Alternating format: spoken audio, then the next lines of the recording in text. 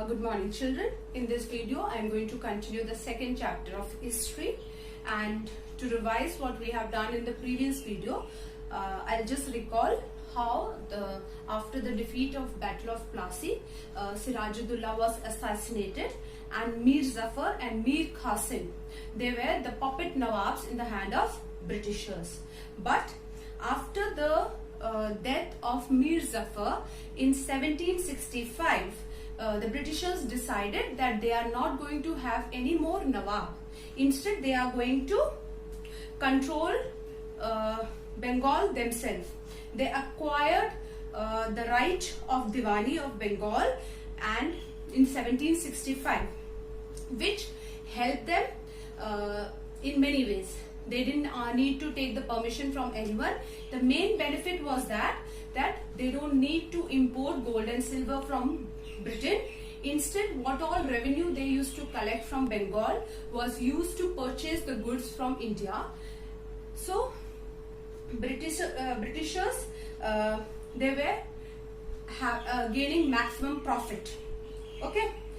Now, moving ahead, we already know that Britishers were not interested in any sorts of military attacks to expand their territory. Instead, they wanted to use all diplomatic and political ways of expansion. So, first policy what they adopted, Lord Wellesley, was subsidiary alliance. The subsidiary alliance, in the subsidiary alliance, it forced the ruler, the Indian rulers, they were not allowed to maintain a military power or military troop for themselves. Instead, the company used to maintain the military troop for them, and the Indian rulers were supposed to pay them fixed amount of tax. If the ruler fails to pay that tax to the Britishers, then their territory was annexed. Okay, so in your chapter it is mentioned the company forced the states into subsidiary alliance. According to the term of this alliance, Indian rulers were not allowed to have their independent armed forces, as I already told you. They were to be protected by the company but pay for the subsidiary forces. So, the territory which was annexed under the subsidiary alliance was Awadh. The Nawab of Awadh was forced to give over half of his territory to the company in 1801. During this time, we had one of the most strong ruler of Mysore, who was known as Tiger of. Now, talking about Mysore, it has gained his strength under the leadership of Hyder Ali.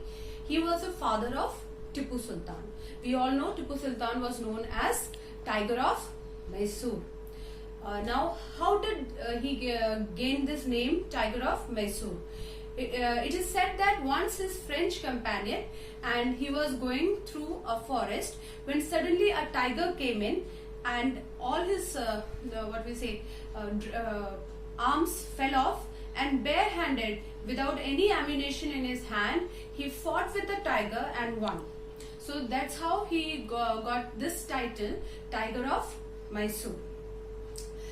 Now, Tipu Sultan, he was not interested in having any trade with Britishers. So he decided that his territory, he asked his men not to do any trade with Britishers. His territory was famous for sandalwood, pepper and cardamom. Instead, he did trade with French. The Britishers were very furious. They saw Hyder and Tipu Sultan as very arrogant and ambitious. So 4 wars were fought between Mysore and Britishers. It was during the period of 1767 and 69. The first war was fought. The second war was fought between 1780 and 84. The third war was fought between 1790 and 92.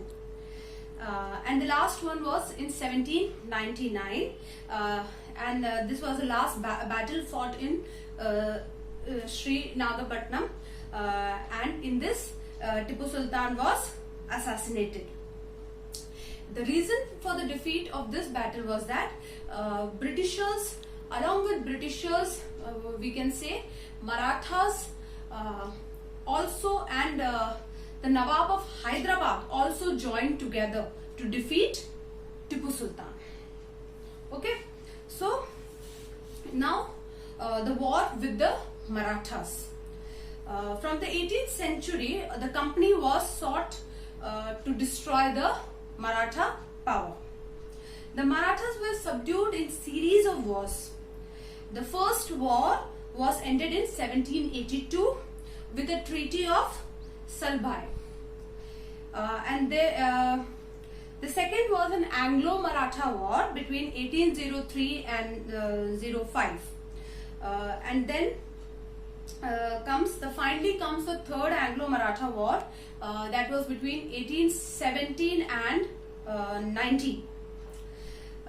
Finally, in the third battle, Anglo-Maratha war, the Marathas were finally crushed, and the company now had a complete control over the territories which was ruled by Marathas, which was spread around, along the Vindhyas, okay, in the south.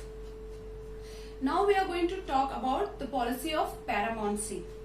The policy, as the word paramountcy suggests, it declared that company is the supreme. Company is the supreme power. And this policy was introduced under Lord Hastings, the Governor General, from 1830 to 1823. It was introduced under the policy of paramountcy was introduced under Lord Hastings he was the Governor General between 1813 to 1823. In your book it is mentioned the company claimed that its authority was paramount, as already told, supreme. Hence, its power was greater than any other Indian state, rulers, nawabs, kings, anyone. In order to protect its interest, it was justified in annexing or threatening to annex the property, the territory of the Indian kingdom. Under this, British tried to annex the small states of Kittur in Karnataka. Okay. Now, coming to doctrine of lapse, and doctrine of lapse was introduced by Lord Dalhousie. The policy of paramountcy was introduced by Lord Hastings. Okay. Now, under doctrine of lapse, it states that declared that any Indian ruler died without a male heir, his kingdom would lapse. That it will become a part of the company's territory. One kingdom after another was annexed simply by applying this doctrine. Now the major places annexed under doctrine of lapse was first Satara 1848, Sambalpur in 1850, Udaipur in 1852, Nagpur in 1853 and Jhansi in 1854. The company also took over Awadh. Okay. Now, setting up a new administration. Now, after conquering or annexing all these territories, Britishers have to administer them. They have to control them. So, their way of administration was little different from what we Indians were administering our territory. Okay. The British territories were broadly divided into administrative units called presidencies. Now, the three major presidencies were Bombay, Madras and Bengal. Each was ruled by governor. The supreme head of the administration was the Governor General. The Warren Hastings was the first Governor General. Already I have mentioned it, that Warren Hastings was the first Governor General to introduce several administrative reforms, notably in the sphere of justice. So, even the judiciary was changed during the British administration, and the several administrative measures were reformed during the period of Warren Hastings. He was the first Governor General to introduce these changes. Okay. Now, in 1772, the system of justice was established. Each district was to have two courts. First criminal, and the second one was a civil court. The criminal was in Indian, we used to say Faujdari Adalat. Okay, and civil court was Diwani Adalat. The Maulvis and Hindu Pandits interpreted Indian laws for the European district collectors, who presided over civil court. Clear? Now, the major problem was that the Brahmins and Pandits had different interpretation of local laws. Till now, it was their verdict was final verdict. Whatever the Brahmins and Pandits or Maulvis used to say, that was they used to decide about any dispute. Now, their interpretation about the local law was based on different school of Dharm Shastra. Okay, they used to talk about the Dharm Shastra. Now, what is this Dharm Shastra? Dharm Shastra is a Sanskrit text prescribed social rules and codes of behavior which was imposed during 500 BC. Clear? And it was expected that people should follow this codes, which is codes of conduct, which is mentioned in this Dharm Shastra. A new Supreme Court was established, while a court of appeal, the Sadar Nijamat Adalat, was also set up at Calcutta. Clear? Now, Company's army. Now, talking about the military troop of Company. The Mughal army mainly composed of cavalry. The trained soldiers on the horseback, and infantry. The soldiers who walked on foot, जो पैदल चल के जो they used to do it. Okay. Now, the changes occurred in the British military was during the period of 18th century. Okay, the East India Company adopted the method when it began the recruitment of their own. Till now, they were taking up the military troops from the territories annexed. They used to maintain they used to take the military commanders and the soldiers from the territories they were annexing. Now they have started recruiting the soldiers themselves. Okay. The warfare technology changed from 1820. The cavalry requirements of the company army declined. This is because the British Empire was fighting in Burma, Afghanistan and Egypt, where soldiers were armed with muskets and matchlocks. So their technology, the modern technology, machines and ammunitions were introduced in the military troop. The soldiers of the company army had to keep pace with the changing military requirement. And its infantry regiment now became more important. They started paying more attention to their infantry regiment. The British began to develop a uniform military culture. The soldiers were increasingly subjected to European style of training.